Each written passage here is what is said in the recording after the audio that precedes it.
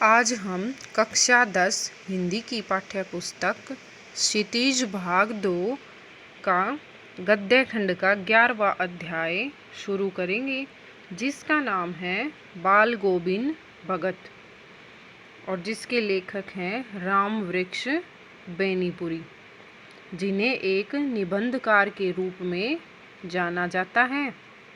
बाल गोविंद भगत नामक पाठ में लेखक राम वृक्ष बेनीपुरी ने एक विलक्षण चरित्र मतलब अनोखे चरित्र या व्यवहार वाले व्यक्तित्व के बारे में बताया है, जो कि मानवीय गुणों से भरपूर है।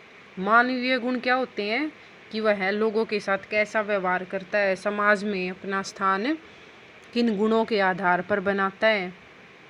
ठीक है, लेखक ने बाल गोविंद भगत जी को यहाँ एक सन्यासी के रूप में दिखाया है और यह बताने का प्रयास भी किया है कि मनुष्य कुछ विशेष गुणों के आधार पर ही सन्यासी हो सकता है। बाह्य आडंबर यानी बाह्य दिखावा, वेशभूषा करने से कोई सन्यासी नहीं बनता। बाल गोविंद भगत जी अपने गुणों और अपने कार्यों के आधार पर सन्यासी थे, दिखावे से नहीं। और इस पाठ के द्वारा लेखक ने ग्रामीण संस्कृति को भी दिखाने का प्रयास किया है। इसके अलावा लेखक ने समाज में फैली विभिन्न बुराइयों पर भी करारा प्रहार किया है। पाठ पढ़ने से पहले हम हिंदू कैलेंडर के अनुसार हिंदी महीनों के नामों को जानेंगे, क्योंकि लेखक ने पाठ में उन मासों का, उन महीनों का बार बार वर्णन किया है जो आपको पता होने चाहिए। यह कैलेंडर किस माह से यानी कौन से महीने से शुरू होता है, हम ये भी जानेंगे। तो देखते हैं, जो ये कैलेंडर चैत्र मास से शुरू होता है, जिसको आम भाषा में चैत भी कहा जाता है। और ये कब होता है? मार्च और अप्रैल से। ठीक है, मार्च और अप्रैल में होता है ये चैत्र का महीना। और इन महीनों का क्रम इस प्रकार है, जो महीने हम पढ़ते हैं जनवरी फरवरी, वो अंग्रेजी महीने होते हैं। और हिंदी महीने कौन से हैं देखते हैं। पहला महीना है चैत्र, दूसरा बैसाख, फिर ज्येष्ठ जिसको जेठ भी बोला जाता है आम भाषा में, आषाढ़, श्रावण को सावन भी कहा जाता है, भाद्रपद को भादो भी कहा जाता है, आश्विन के महीने को क्वार भी कहा जाता है, कहा जाता है। फिर कार्तिक को कातिक भी बोला जाता है। फिर मार्गशीर्ष, पोष, माघ, फाल्गुन को फागुन भी कहा जाता है। ठीक है, तो कौन कौन से थे महीने एक बार फिर से देखते हैं। चैत्र, बैसाख, ज्येष्ठ, आषाढ़, श्रावण, भाद्रपद, आश्विन, कार्तिक, मार्गशीर्ष, पौष, माघ और फाल्गुन। ठीक है, अब हम कुछ शब्दार्थ देखते हैं। मंझोला क्या होता है? न बहुत बड़ा तथा न ही छोटा, बीच के कद का आदमी। ठीक है, गोरे चिट्टे, गोर वर्ण के, गोरे रंग वाले। वर्ण क्या होता है? रंग। वर्ण को अक्षर भी कहा जाता है और वर्ण रंग भी होता है। गोरे चिट्टे, गोरे रंग वाले। जटाजूट, लंबे बालों का झुंड। जैसे आमतौर पर सन्यासी रखते हैं, बालों को बढ़ा लेते हैं। जटाजूट, लंबे बालों का झुंड। कबीरपंथी, कबीर के पंथ को मानने वाले या कबीर पंथ में विश्वास रखने वाले या कबीर के पदों को मतलब कबीर के नियमों के अनुसार जीवन जीने वाले, यानी उसके अनुयायी, कबीर के अनुयायी। कमली क्या होता है? कंबल। रामानंदी, रामानंद के द्वारा अपनाया गया। रामानंद के द्वारा अपनाया गया। गृहिणी, पत्नी। पतोहु पुत्रवधू, पतोहु पुत्रवधू। खरा उतरना, शुद्ध होना, खरा उतरना, शुद्ध होना मतलब जैसा बोला जाए वैसा ही करना या खरा व्यवहार करना। खरा व्यवहार करना, स्पष्ट व्यवहार रखना, स्पष्ट व्यवहार रखना। दो टूक कहना, स्पष्ट बात कह देना, दो टूक कहना, स्पष्ट बात कह देना। संकोच करना, झिझकना, संकोच करना, झिझकना। खामखा, बेकार में, खामखा, बेकार में। कुतूहल, जानने की इच्छा रखना, कुतूहल, जानने की इच्छा रखना।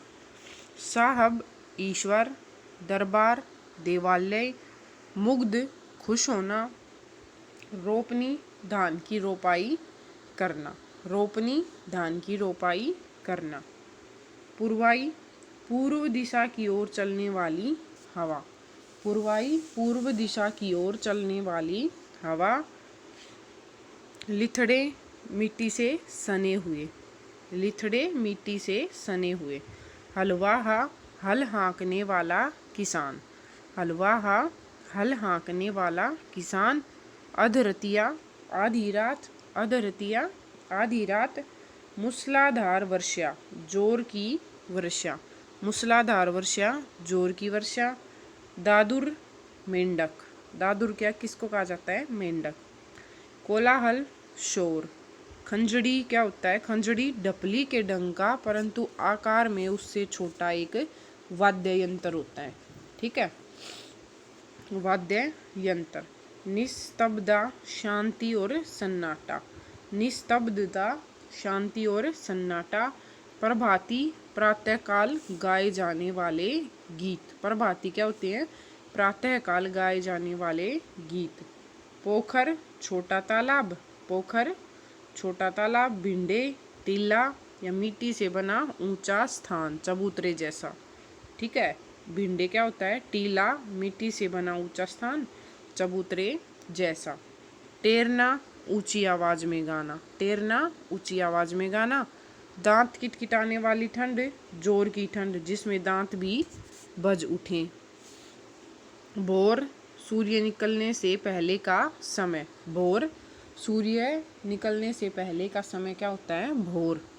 लालिमा, लाल रंग लिए प्रकाश, लालिमा, लाल रंग लिए प्रकाश। जब सूर्य उदय होता है और सूर्य अस्त होता है तो कुछ समय लालिमा आकाश में फैल जाती है।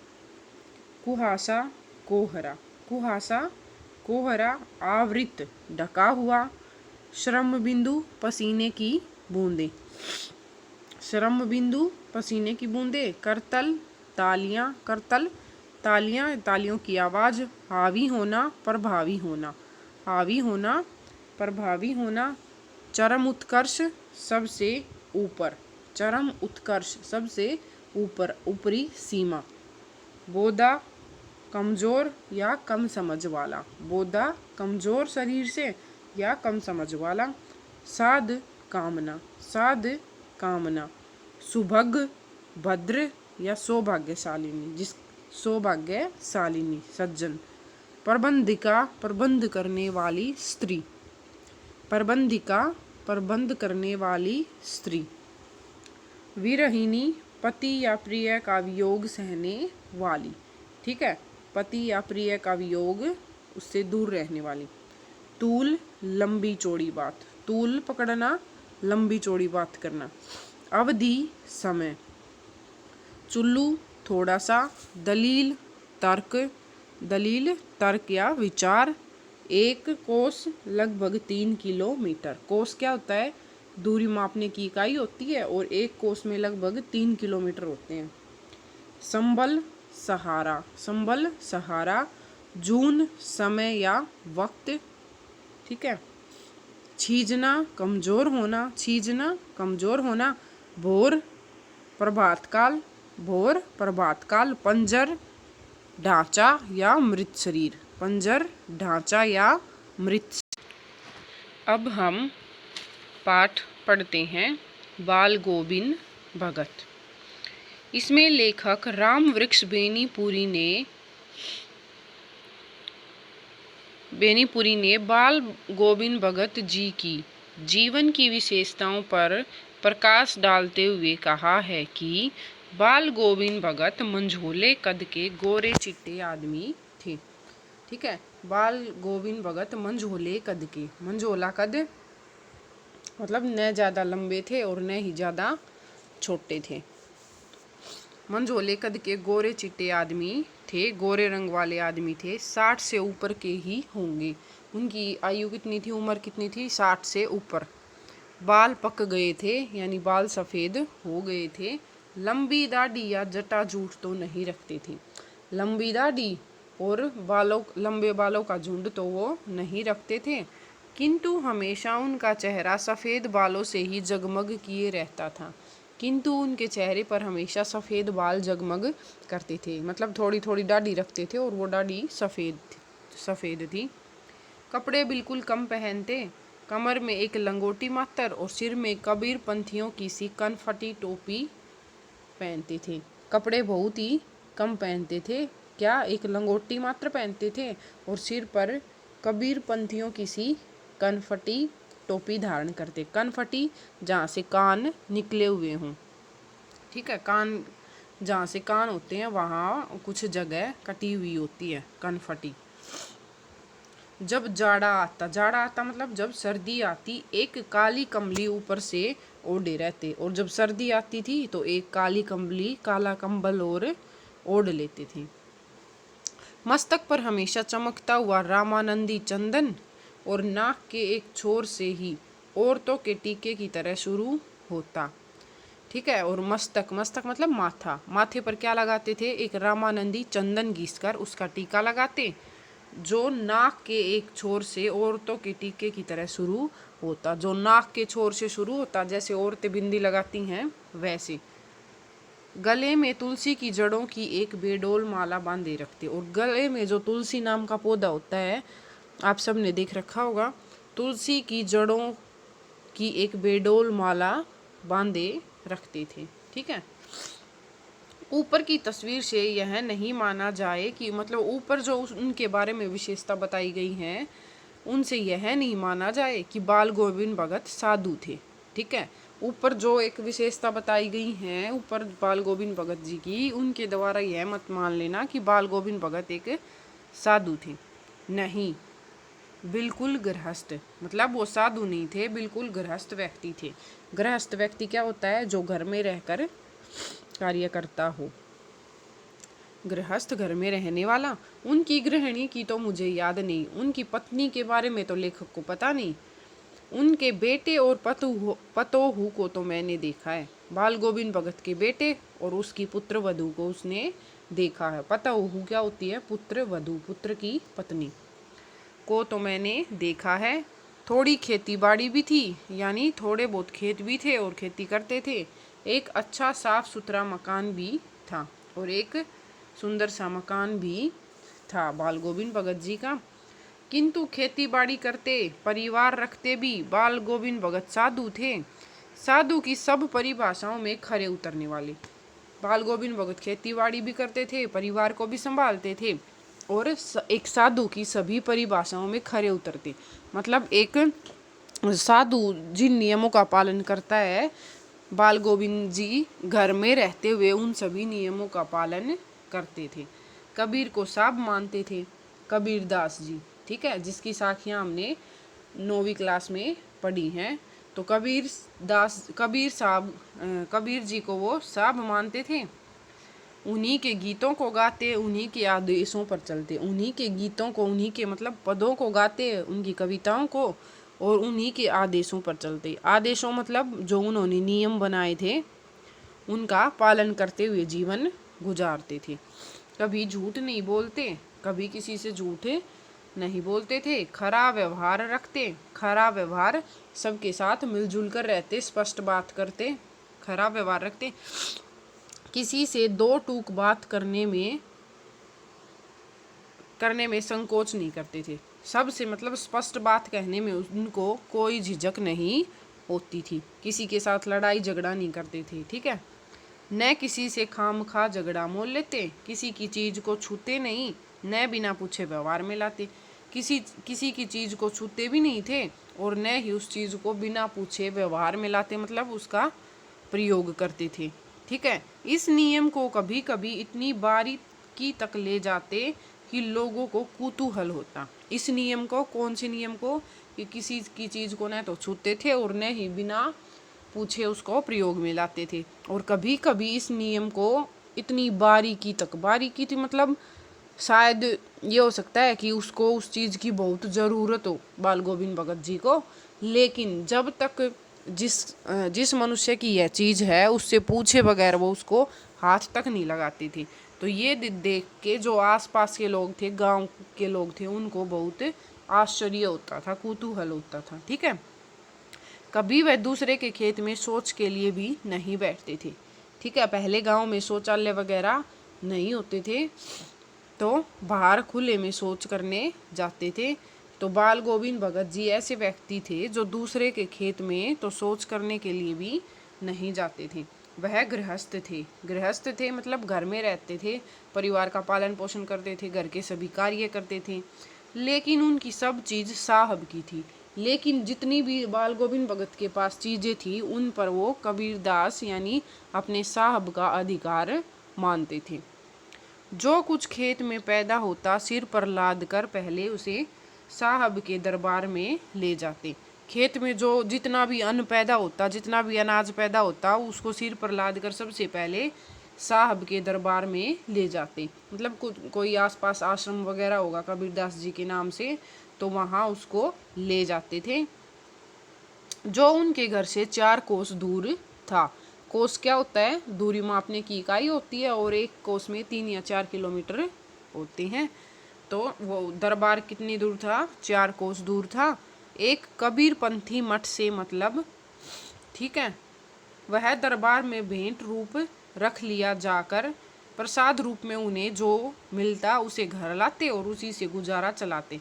मतलब जितना भी अनाज पैदा होता था, जो भी उसके पास था, वो कबीरपंथी मठ में ले जाते, और वहाँ जो उस मठ का अध्यक्ष वगैरह होता है वो उसको रख लेता, प्रसाद के रूप में कुछ रख लेता और बाकी उसको वापस दे देता, और जो उसे मिलता को बाल गोविंद भगत जी को वापस उसी को प्रसाद समझ कर अपने घर रख लेते और उसी से काम चलाते थे।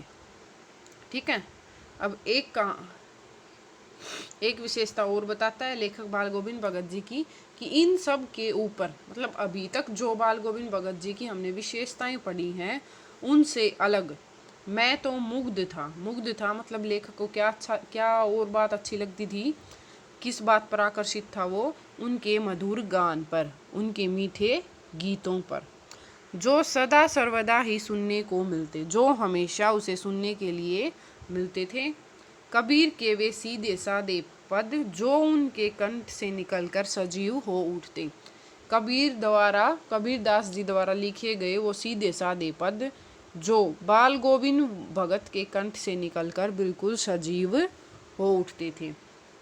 आषाढ़ की रिमझिम, आषाढ़ के महीने में बताया है, आषाढ़ के महीने में बारिश होती है, तो रिमझिम क्या होता है? बारिश। समूचा गांव मतलब पूरा गांव खेतों में उतर पड़ा है। ठीक है, समूचा गांव खेतों में उतर पड़ा है। कहीं हल चल रहे हैं, कहीं रोपनी हो रही है। रोपनी मतलब रोपना, धान की रोपाई होती है, धान लगाना। धान क्या होते हैं? चावल। धान के पानी भरे खेतों में बच्चे उछल रहे हैं। जब धान के लिए खेतों में पानी भर दिया जाता है रोपाई करने से पहले, तो उस पानी में बच्चे मस्ती कर रहे हैं, उछल कूद रहे हैं। औरतें कलेवा लेकर मेंढ पर बैठी हैं। कलेवा क्या होती है? नाश्ता, ब्रेकफास्ट, सुबह का भोजन जो होता है उसको कलेवा बोलते हैं। तो औरतें कलेवा लेकर मेंढ पर बैठी हैं। मेंढ मतलब जो खेत का किनारा होता है उसको मेंढ बोलते हैं। आसमान बादल से घिरा, धूप का नाम नहीं। आसमान पूरी तरह बादलों से घिरा हुआ है क्योंकि बारिश का महीना होता है वो। धूप का कहीं भी नाम निशान नहीं है। ठंडी पुरवाई चल रही है तो पूर्व से आने वाली हवाएं चल रही हैं। ऐसे ही समय आपके कानों में एक स्वर तरंग झंकार कर उठी। और एक तो मौसम इतना अच्छा है और ऊपर से कानों में एक स्वर तरंग, बाल गोविंद भगत का जो मधुर गीत है वो कानों में झंकार पैदा कर देता है। यह क्या है, यह कौन है, यह पूछना न पड़ेगा। मतलब ये क्या बज रहा है और कौन बजा रहा है, ये गांव में किसी को पूछने की जरूरत नहीं थी। बाल गोविंद भगत समूचा शरीर कीचड़ में लिथड़े अपने खेत में रोपनी कर रहे थे। बाल गोविंद भगत का पूरा शरीर कीचड़ में सना हुआ था, क्योंकि जब धान की रोपाई करते हैं चारों तरफ पानी पानी होता है, तो धान की रोपाई करने के लिए पानी में उतरना पड़ता है और कीचड़ से सारा शरीर अपने आप ही सन जाता है। और खेत में रोपनी कर रहे थे। क्या बो रहे थे वो?